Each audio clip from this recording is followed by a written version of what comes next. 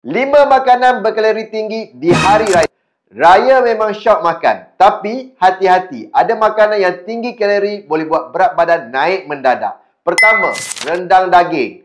Kalau nak makan rendang, pilih rendang ayam. Lagi rendah lemak, lagi sihat.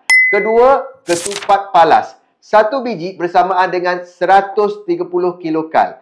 Kalau digoreng, lagi tinggi kalorinya. Ketiga, nasi biryani atau nasi minyak.